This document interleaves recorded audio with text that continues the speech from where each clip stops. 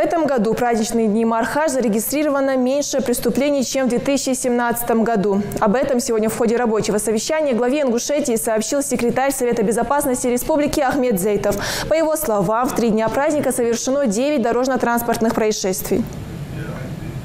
С 14 по 18 июня на территории республики зарегистрировано 16 происшествий. Из них 9 дорожно-транспортных происшествий, среди которых 2 наезда на детей, 1 кража, умышленное уничтожение имущества, 1 самоуправство. Следует отметить, что за аналогичный период прошлого года на территории республики было зарегистрировано 25 происшествий, из которых дорожно-транспортных происшествий было 10. Со смертельным исходом случаи были. Сейчас кражи зарегистрировано 1, в прошлом году было 3 кражи.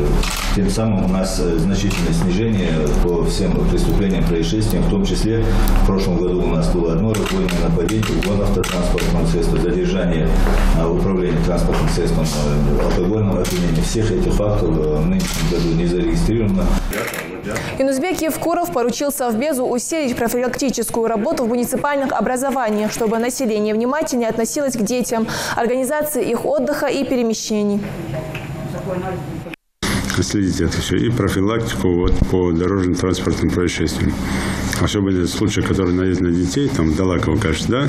Там несовершеннолетние. Нет, наезд на детей в Алиюрте и в Сагапшах. В Алиюрте это? Да. Житель. Несовершеннолетние? Да. Вот показать его с родителями. Еще раз, как он вообще позволил. И взять на контроль лечение детей, все остальное возьмите на контроль, чтобы полностью эти родители оплатили этого нехорошего ребенка, оплатили тогда лечение. Возьмите на контроль этот вопрос.